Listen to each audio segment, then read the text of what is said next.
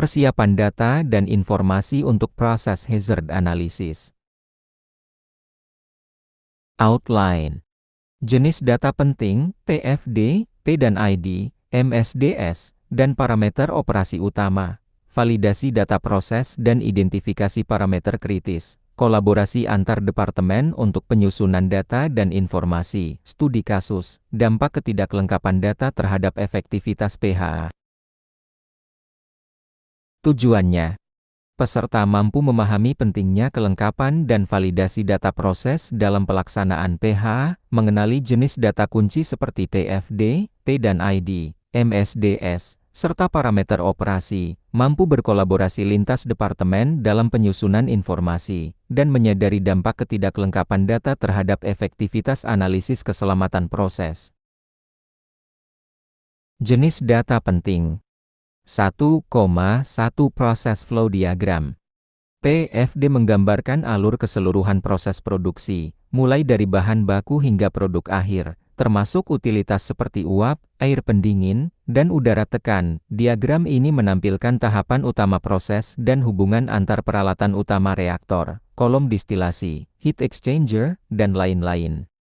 Dalam konteks pH, PFD membantu tim memahami alur logika proses sebelum masuk ke detail teknis, sehingga memudahkan identifikasi area berpotensi bahaya. PFD juga berguna untuk menetapkan batas sistem node yang akan dianalisis dalam HAZOP atau metode PHA lainnya.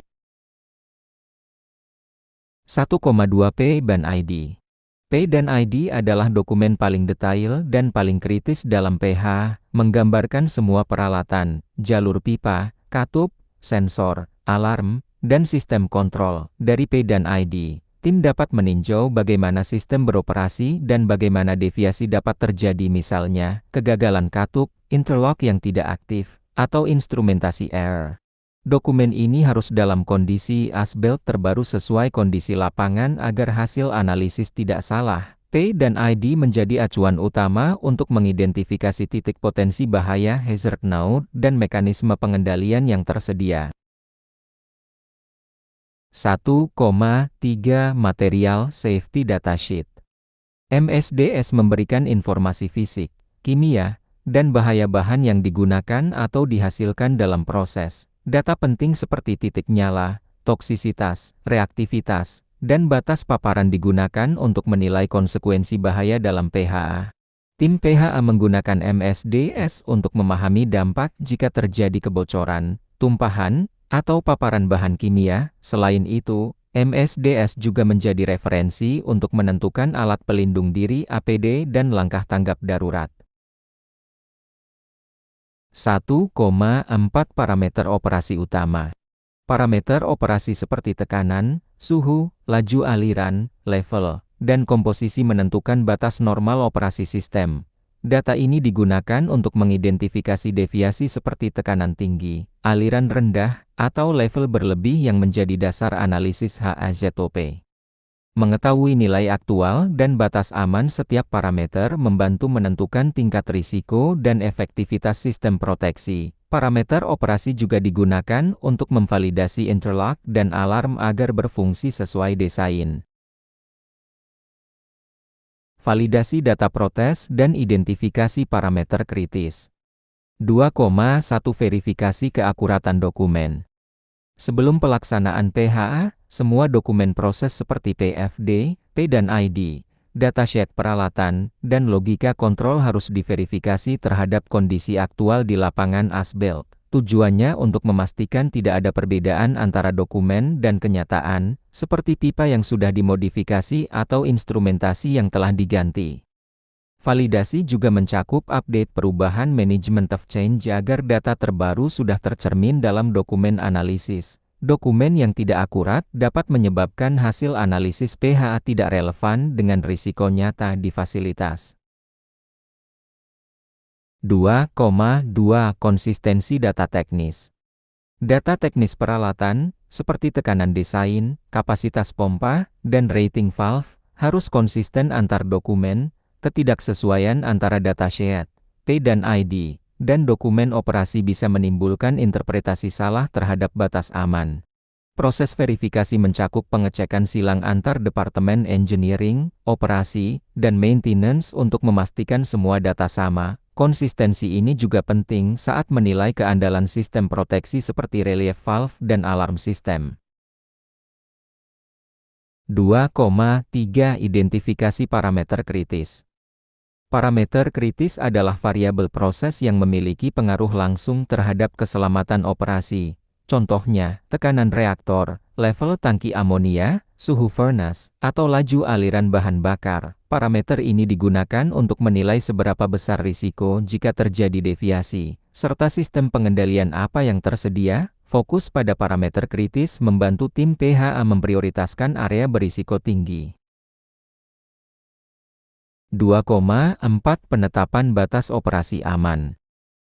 Setiap parameter proses memiliki batas operasi aman safe operating limit yang harus ditentukan dan disepakati. Batas ini mencakup kondisi normal, deviasi ringan alarm, dan batas maksimum atau minimum yang menandakan kondisi berbahaya. Data batas operasi digunakan dalam analisis HAZOP dengan panduan seperti tekanan terlalu tinggi atau aliran terlalu rendah. Penetapan batas operasi membantu menentukan tindakan korektif dan sistem proteksi yang harus tersedia. Kolaborasi antar departemen untuk penyusunan data dan informasi. 3,1 Tim multidisiplin. PH harus dilakukan oleh tim lintas disiplin agar hasil analisis mencerminkan kondisi nyata dari berbagai aspek. Anggota tim biasanya terdiri dari operator, engineer proses, maintenance, instrumentasi, dan HSE. Setiap anggota membawa perspektif berbeda. Operator memahami perilaku lapangan, engineer memahami desain, dan HSE memahami potensi bahayanya. Pendekatan multidisiplin memastikan setiap risiko teridentifikasi dari sudut pandang teknis dan operasional. 3,2 Integrasi informasi. Data yang digunakan untuk PH berasal dari berbagai sumber, engineering design, logsheet operasi, dan laporan inspeksi. Semua informasi harus dikompilasi dan disinkronkan agar tidak terjadi kesalahan interpretasi. Integrasi ini membantu memastikan bahwa data teknis, operasional, dan keselamatan saling melengkapi. Tim proses safety biasanya bertugas mengoordinasikan pengumpulan dan validasi seluruh data ini sebelum sesi analisis. 3,3 Tanggung jawab bersama.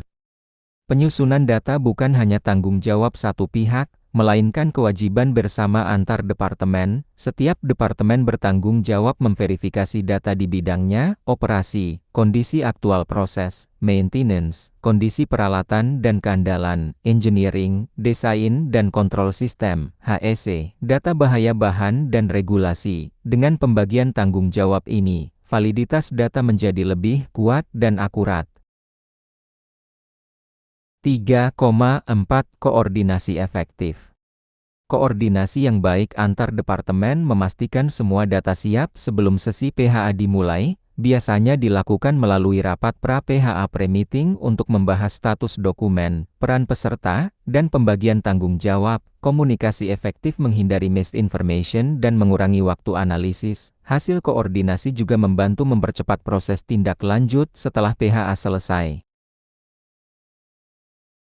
Studi kasus. 4,1 Konteks kasus. Sebuah pabrik petrokimia melakukan PHA pada unit distilasi untuk memperbarui analisis keselamatan, namun, dokumen P dan ID yang digunakan belum diperbarui setelah adanya modifikasi jalur pipa bypass. Tim PH tidak menyadari bahwa sistem kontrol tekanan telah berubah dari konfigurasi semula. Akibatnya, potensi bahaya baru tidak teridentifikasi selama sesi analisis. 4,2 Dampak terhadap analisis. Ketidaklengkapan data menyebabkan analisis bahaya menjadi tidak menyeluruh. Deviasi penting seperti tekanan tinggi akibat bypass terbuka tidak diidentifikasi. Akibatnya, rekomendasi mitigasi yang dihasilkan tidak mencakup risiko nyata di lapangan. PHA menjadi formalitas, bukan alat pencegahan yang efektif. 4,3 Akibat insiden. 6 bulan setelah PHA, terjadi kebocoran uap bertekanan tinggi dari jalur bypass. Insiden mengakibatkan cedera ringan pada operator dan downtime produksi selama 2 hari. Investigasi menemukan akar masalah. Dokumen tidak diperbarui dan tidak tervalidasi sebelum PH. Biaya perbaikan dan kehilangan produksi mencapai ratusan juta rupiah.